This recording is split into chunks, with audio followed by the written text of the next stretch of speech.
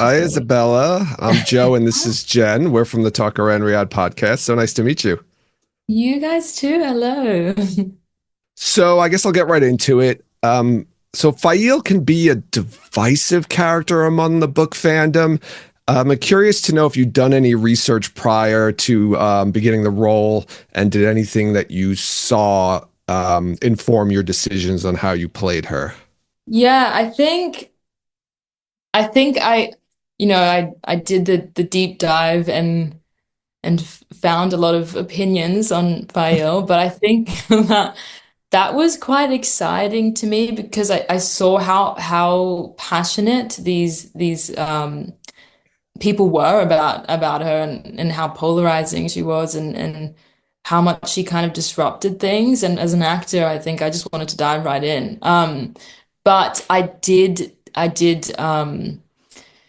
kind of steer away from looking at too much because I did want to look at her with fresh eyes. And yeah, I wanted my instincts to kind of inform a lot and trust myself in grabbing her essence as a character. But I did enjoy how polarizing she was. I really did. I thought it's always exciting to play a character like that who's quite layered and people care about because she's such a strong individual. Hmm. Definitely. Given the importance of Fail and Perrin's relationship, how did you and Marcus collaborate to establish their dynamic, and what are your thoughts on their connection? When I first got the role and I saw, I realized how important these two were. It was so exciting because there was this really human relationship I feel in such a big kind of fantasy world. It's quite, rare, I think, and they really were. I mean, that me and Marcus, I guess, spoke about, you know, how they complement each other and how that kind of allows them to grow together. And I don't think they've met someone yet in their journey that has done that to them. And I think that's what kind of magnetizes them to each other. Um, which in a sense is so human. Like I think we are so fascinated by our opposites because of how,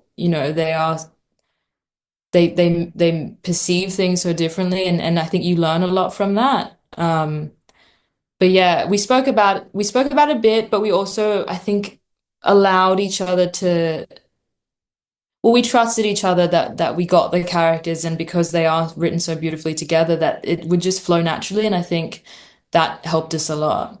It's good so far. Good so far. I think you're doing really great.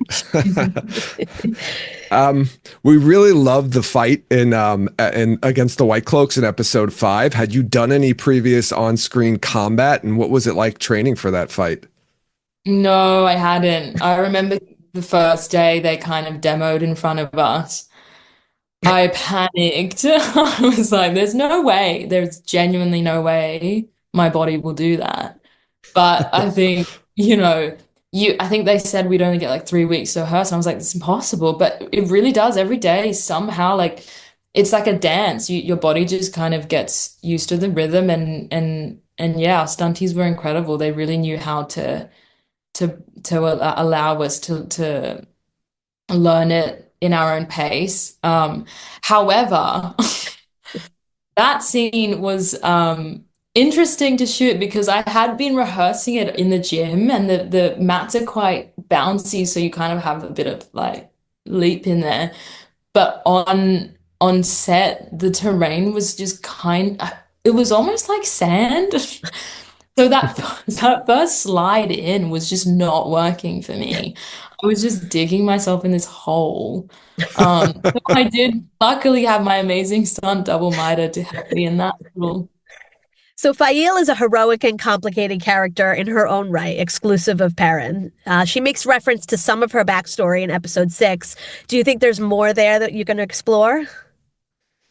Yeah, hopefully. I think she's a very strong character in her own right, and I think her backstory really kind of grounds her emotionally, like really humanizes her. You kind of work out why she behaves in certain ways and how she interacts with people. So I'm really excited to kind of hopefully get to understand more about her backstory and what they want to write. But yeah, I think she's gonna have, she's an incredible individual. She's gonna have something incredible behind her. So we'll see what happens. So as a new addition to the cast, what has been your favorite aspect of working on the Wheel of Time so far?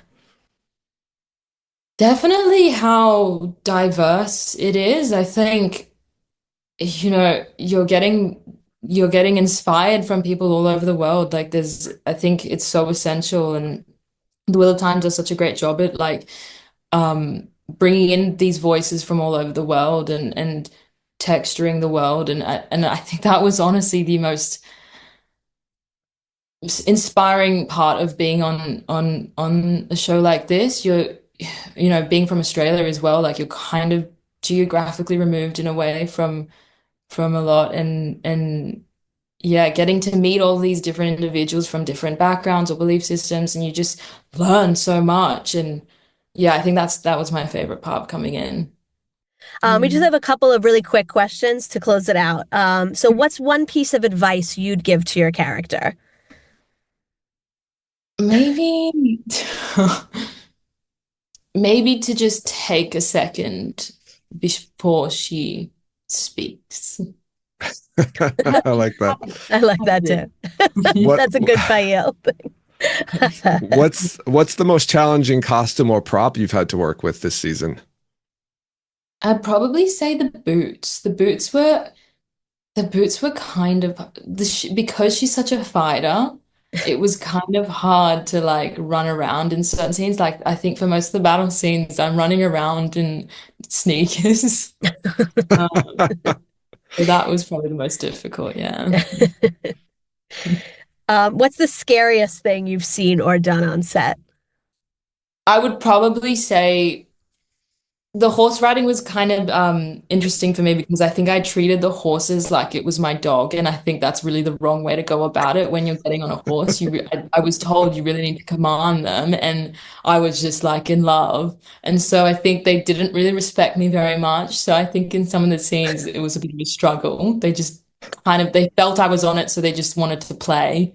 Um, so that was hard. That was probably the most challenging.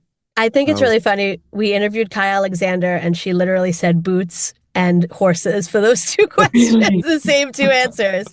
That's so That's funny. oh my gosh.